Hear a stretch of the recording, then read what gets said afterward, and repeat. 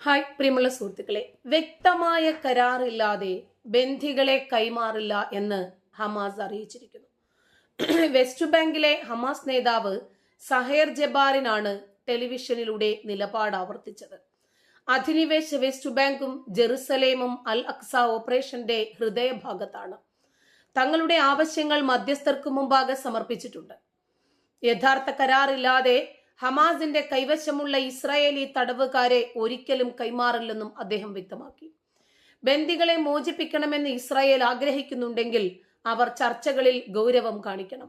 കൂടാതെ ചർച്ചകളെ തടസ്സപ്പെടുത്തുന്ന ഇസ്രായേൽ പ്രധാനമന്ത്രി ബെഞ്ചമിൻ നെതന്യാഹുവിന്റെ നിലപാടുകൾ മാറ്റുകയും വേണമെന്ന് സഹേർ വ്യക്തമാക്കി. ശാശ്വതമായ വെടിനിർത്തൽ, ഗാസയിൽ നിന്ന് അധിനിവേശ സൈന്യത്തെ പിൻവലിക്കുക, യുദ്ധത്തെ തുടർന്ന് കുടിയൊഴിപ്പിക്കപ്പെട്ടവരെ അവരുടെ സ്വദേശങ്ങളിലേക്ക് തിരികെ എത്തിക്കുക, ദുരിതാശ്വാസവും സഹായവും വർദ്ധിപ്പിക്കുക, പുനർനിർമ്മാണം ആരംഭിക്കുക തുടങ്ങിയ ആവശ്യങ്ങളിൽ ഉറച്ചു നിൽക്കുന്നതായി കഴിഞ്ഞ ശനിയാഴ്ച ഹമാസ് ആവർത്തിച്ചിരിക്കുന്നു.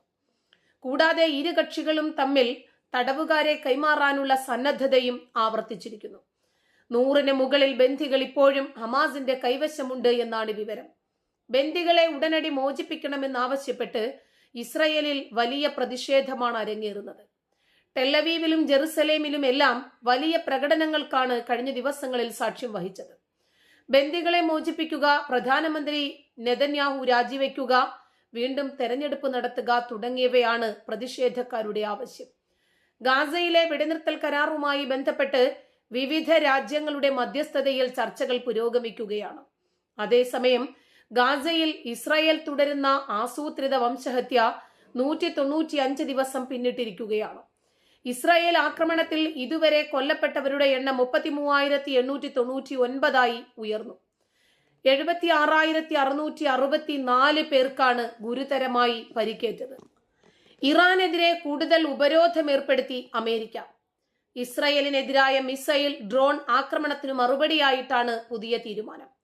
ഇറാൻ സൈനിക വിഭാഗമായ Islamic revolutionary guard corps, Iran പ്രതിരോധ മന്ത്രാലയം, മിസൈൽ, ഡ്രോൺ എന്നിവയുമായി ബന്ധപ്പെട്ട കേന്ദ്രങ്ങൾ എന്നിവയുടെ നേതാക്കളെ ലക്ഷ്യമിട്ടിട്ടാണ് ഉപരോധമെന്ന് അമേരിക്കൻ പ്രസിഡന്റ് ബൈഡൻ പ്രസ്താവനയിൽ അറിയിച്ചു. ആക്രമണത്തിന് ശേഷം G7 നേതാക്കളുമായി ചർച്ച നടത്തിയിരുന്നു. ഇറാനുമേൽ സാമ്പത്തിക സമ്മർദ്ദം വർദ്ധിപ്പിക്കാൻ കൂട്ടായി പ്രവർത്തിക്കാൻ തങ്ങൾ പ്രതിജ്ഞാബദ്ധരാണ്. തങ്ങളുടെ സഖ്യകക്ഷികളും പങ്കാളികളും ഇറാന്റെ അസ്ഥിരപ്പെടുത്തുന്ന സൈനിക നടപടികളെ നിയന്ത്രിക്കാൻ അധിക ഉപരോധങ്ങളും നടപടികളും സ്വീകരിക്കുമെന്നും ബൈഡൻ പറഞ്ഞു. ലെബനോന്റെ ഉൾപ്രദേശമായ ബേക്ക താഴ്വരയ്ക്കു നേരെ ഇസ്രായേൽ വ്യോമാക്രമണം നടത്തി. ഹിസ്ബുള്ളയുടെ ആക്രമണത്തിന് മറുപടിയാണ് ഇസ്രായേൽ ആർമി റേഡിയോ പറയുന്നു. ഇന്ന് ഉച്ചയ്ക്കാണ് ഇസ്രായേലിന് നേരെ ഹിസ്ബുള്ളയുടെ മിസൈൽ ആക്രമണം ഉണ്ടായത്. ആക്രമണത്തിൽ 14 സൈനികർക്ക് പരിക്കേറ്റിരുന്നു. പശ്ചിമ ഗലീലിലെ കെട്ടിടത്തിലാണ് മിസൈൽ പതിച്ചത്. പരിക്കേറ്റവരിൽ 6 പേരുടെ നില ഗുരുതരമാണ്. കഴിഞ്ഞ 2 ദിവസമായി ലെബനാൻ ഇസ്രായേൽ അതിർത്തിയിൽ പോരാട്ടം തുടരുകയാണ്. ഒറ്റപ്പെട്ട രീതിയിൽ ഉണ്ടായിരുന്ന ആക്രമണം ഇന്നത്തോടെ ശക്തി പ്രാപിക്കുകയായിരുന്നു. 4 മിസൈലുകളാണ് പശ്ചിമ ഗലീലിൽ പതിച്ചത്. ഈ മിസൈലുകളെ കണ്ടെത്താനോ തടയാനോ അയൺ ഡോം സിസ്റ്റത്തിന് സാധിച്ചിട്ടില്ല. ഇതിനിടയിൽ ഗാസയിൽ താൽക്കാലിക തുറമുഖം നിർമ്മിക്കാനുള്ള ഉൽപ്പന്നങ്ങളുമായി പോയ അമേരിക്കൻ കപ്പലിന് തീപിടിച്ചു.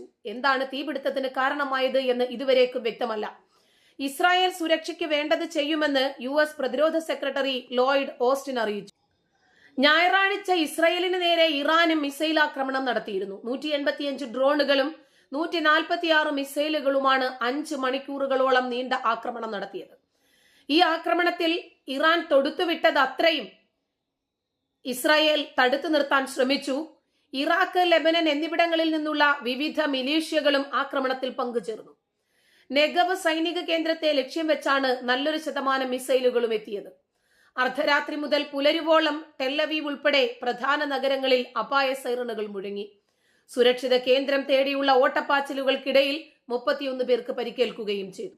മാസങ്ങളോളമായി തുടരുന്ന യുദ്ധത്തിന് അറുതി ഉണ്ടാകാൻ ഇസ്രായേലും ഹമാസും തന്നെ മുന്നിട്ടിറങ്ങണം. അവരെ യുദ്ധം കൊടുമ്പിരി കൊള്ളുന്ന സാഹചര്യത്തിൽ കൂടുതൽ രാജ്യങ്ങളെ ഇതിലേക്ക് വലിച്ചിഴയ്ക്കുകയാണ്. ഇറാൻ സന്ദർശനത്തിന് പിന്നാലെ ഹമാസ് പൊളിറ്റിക്കൽ ബ്യൂറോ തലവനായ ഇസ്മായിൽ ഹനിയ തുർക്കിയിലേക്ക് പോയത് വെടിനിർത്തൽ കരാർ ഉണ്ടാക്കാനും യുദ്ധത്തിൽ ഏതെങ്കിലും രൂപത്തിൽ ഇസ്രായേലിനെ കൊണ്ട് ഒരു അറുതി വരുത്തിക്കാനും വേണ്ടിയിട്ടാണ്. ഈ ആഴ്ച അവസാനം തുർക്കിയിലെത്തുന്ന അദ്ദേഹം പ്രസിഡന്റ് റജബ് തൊയ്യബ് എർദോഗാനുമായി ചർച്ച നടത്തുമെന്ന് മാധ്യമങ്ങൾ റിപ്പോർട്ട് ചെയ്തു. ഗാസയ്ക്കെതിരെ ഇസ്രായേൽ നടത്തുന്ന മനുഷ്യത്വരഹിതമായ ആക്രമണത്തിനെതിരെ ശക്തമായി രംഗത്ത് വന്ന ആളാണ് എർദോഗാൻ. വാരാന്ത്യത്തിൽ പലസ്തീൻ നേതാവിന് തങ്ങൾ ആതിഥേയത്വം വഹിക്കുമെന്ന് എർദോഗാന്റെ ഓഫീസും സ്ഥിരീകരിച്ചു. കഴിഞ്ഞ മാസം 26-ാം തീയതി ഇറാൻ സന്ദർശിച്ച ഹനിയ ഇറാൻ പരമോന്നത നേതാവ് അലി ഖൊമേനിയുമായും വിദേശകാര്യമന്ത്രി ഹുസൈൻ ആമിർ അബ്ദുല്ലാഹിയാനുമായും കൂടിക്കാഴ്ച നടത്തിയിരുന്നു. അബ്ദുല്ലാഹിയാനൊപ്പം ടെഹ്റാനിൽ വാർത്താ സമ്മേളനവും നടത്തിയാണ് അദ്ദേഹം മടങ്ങിയത്. അതിന് പിന്നാലെയായിരുന്നു പെരുന്നാൾ ദിനത്തിൽ വടക്കൻ ഗാസയിൽ കാറിന് നേരെ ഇസ്രായേൽ വ്യോമാക്രമണം നടത്തി ഹനിയയുടെ 3 മക്കളെയും 4 പേരക്കുട്ടികളെയും കൊലപ്പെടുത്തിയത്. ഇറാനെതിരെ തിരിച്ചടി ആരംഭിച്ച് ഇസ്രായേൽ സേന. ഇറാനിലെ ഇസ്ഫഹാൻ നഗരത്തിലാണ് ഇസ്രായേൽ മിസൈൽ ആക്രമണം നടത്തിയത്. മിസൈൽ ആക്രമണത്തെ തുടർന്ന് ഇറാനിലെ പ്രധാന നഗരങ്ങളിൽ വ്യോമഗതാഗതം നിർത്തിവെച്ചു. ഭീകരവാദികൾക്ക് താവളം ഒരുക്കുന്നത് തടയണമെന്ന് കാണിച്ച് ഇസ്രായേൽ പലതവണ പ്രതികരിച്ചെങ്കിലും വിഷയങ്ങളിൽ വെള്ളപൂശുന്ന സമീപനമാണ് ഇറാൻ സ്വീകരിച്ചത്. ഭീകരരെ വധിച്ചുകൊണ്ട് ഇസ്രായേൽ മിസൈൽ ആക്രമണം നടത്തിയതിനെതിരെ തിരിച്ചടിക്കുമെന്നും ഇറാൻ വെല്ലുവിളിച്ചിരുന്നു. ഈ സാഹചര്യത്തിലാണ് ഇസ്രായേൽ വീണ്ടും പ്രതികരിച്ചത്. എന്നാൽ ഇറാൻ പിടിച്ചെടുത്ത കപ്പലിലെ നാവികർക്ക് മടങ്ങാൻ തടസ്സമില്ല എന്ന് സർക്കാർ വൃത്തങ്ങൾ അറിയിച്ചു. 16 ഇന്ത്യക്കാർ കപ്പലിൽ തുടരുന്നത് കപ്പൽ നിയന്ത്രിക്കാൻ ജീവനക്കാർ വേണം എന്നതുകൊണ്ട് മാത്രമാണ്. ജീവനക്കാർക്ക് എപ്പോൾ വേണമെങ്കിലും മടങ്ങാമെന്ന് ഇറാൻ അറിയിച്ചു. പശ്ചിമേഷ്യൻ സംഘർഷം അവസാനിപ്പിക്കാൻ ഇന്ത്യ ഇടപെടണമെന്നും ഇറാൻ ആവശ്യപ്പെട്ടിട്ടുണ്ട്. ഇറാൻ പിടിച്ചെടുത്ത ഇസ്രായേൽ ബന്ധമുള്ള ചരക്ക് കപ്പലിലെ ജീവനക്കാരിൽ ഒരാളായ മലയാളി യുവതി തിരികെ നാട്ടിലെത്തി. ആന്റസ ജോസഫ് എന്ന യുവതിയാണ് നാട്ടിലെത്തിയത്. ഇക്കാര്യം ഇന്ത്യൻ വിദേശകാര്യ മന്ത്രാലയമാണ് പുറത്തുവിട്ടത്. കൊച്ചി വിമാനത്താവളത്തിലാണ് തൃശൂർ സ്വദേശി ആന്റസ ജോസഫ് ഇറങ്ങിയത്. കപ്പലിൽ 17 ഇന്ത്യക്കാരാണ് ആകെയുള്ളത്. മറ്റ് 16 പേരെയും ഉടൻ തിരികെ എത്തിക്കുമെന്ന് വിദേശകാര്യ മന്ത്രാലയം ഉറപ്പു നൽകി. ഇവരിൽ 4 പേർ മലയാളികളാണ്. വാഴൂർ കപ്പുകാട് താമസിക്കുന്ന തൃശൂർ വെളുത്തൂർ സ്വദേശിനിയാണ് ആന്റസ. കഴിഞ്ഞ 9 മാസമായി കപ്പലിൽ പരിശീലനത്തിന്റെ ഭാഗമായി ജോലിയിലായിരുന്നു ആന്റസ. ഇന്ത്യൻ മാരിടൈം യൂണിവേഴ്സിറ്റിയിലെ പഠനശേഷമാണ് പരിശീലനത്തിന് കപ്പലിൽ ജോലിക്ക് കയറിയത്. കപ്പൽ പിടിച്ചെടുത്ത സംഭവത്തിൽ മലയാളികളുടെ സുരക്ഷ ഉറപ്പാക്കണമെന്നാവശ്യപ്പെട്ട മുഖ്യമന്ത്രി വിദേശകാര്യമന്ത്രിക്ക് കത്തയച്ചിരുന്നു. ആന്റസ ജോസഫിനെ തിരികെ എത്തിച്ച നടപടിയിൽ ഇറാനിലെ ഇന്ത്യൻ എംബസിയെ വിദേശകാര്യമന്ത്രി എസ് ജയശങ്കർ അഭിനന്ദനം അറിയിച്ചു.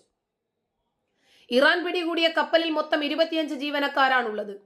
വയനാട് സ്വദേശി PV ധനേഷ്, തൃശൂർ സ്വദേശി ആന്റസ ജോസഫ്, കോഴിക്കോട് സ്വദേശി ശ്യാംനാഥ്, പാലക്കാട് സ്വദേശി സുമേഷ് എന്നിവരാണ് കപ്പലിലുള്ള മലയാളികൾ.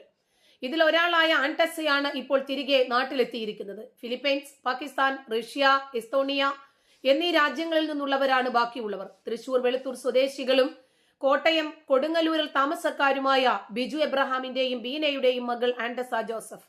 കൊടുങ്ങല്ലൂരിലെ വീട്ടിലേക്ക് അടുത്ത ദിവസം ആന്റസ എത്താനിരിക്കുകയായിരുന്നു. BSc നോട്ടിക്കൽ സയൻസ് പാസ്സായ ആന്റസ പരിശീലനത്തിന്റെ ഭാഗമായി 9 മാസം മുമ്പാണ് MSc ഏരീസ് എന്ന കപ്പലിൽ എത്തിയത്. കപ്പലിലകപ്പെട്ട കോഴിക്കോട് വെള്ളിപ്പറമ്പ് സ്വദേശി കപ്പലിലെ സെക്കൻഡ് എഞ്ചിനീയർ ശ്യാംനാഥ് തേലപ്പറമ്പത്ത് ഇതേ കമ്പനിയിൽ ജോലി ചെയ്യാൻ തുടങ്ങിയിട്ട് 10 വർഷമായിരുന്നു.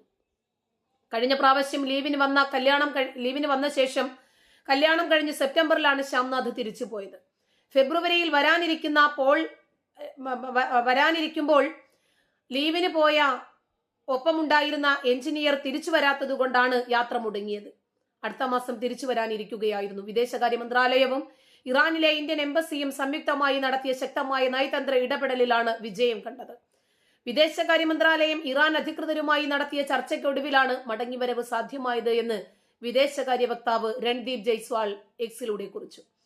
ഇറാൻ കപ്പൽ റാഞ്ചിയ വിവരം പുറത്തു വന്നതോടെ ഇന്ത്യക്കാരായ ജീവനക്കാരുടെ സുരക്ഷ ഉറപ്പുവരുത്തുന്നതിന് വേണ്ടിയുള്ള നടപടികൾ വിദേശകാര്യ മന്ത്രാലയം ആരംഭിച്ചിരുന്നു. ഇന്ത്യക്കാരുടെ മോചനവുമായി ബന്ധപ്പെട്ട് വിദേശകാര്യമന്ത്രി എസ് ജയശങ്കർ ഇറാൻ വിദേശകാര്യമന്ത്രി ആമിർ അബ്ദുല്ലാഹിയാനുമായി 4 ദിവസം മുമ്പ് സംസാരിച്ചിരുന്നു. ഇതിന് പിന്നാലെ കപ്പലിലെ ഇന്ത്യക്കാരുമായി കൂടിക്കാഴ്ച നടത്താൻ എംബസി ഉദ്യോഗസ്ഥർക്ക് ഇറാൻ അനുവാദം നൽകി. ഇതിന് പിന്നാലെയാണ് ആന്റസ ജോസഫിന്റെ മോചനം സാധ്യമായത്. നന്ദി.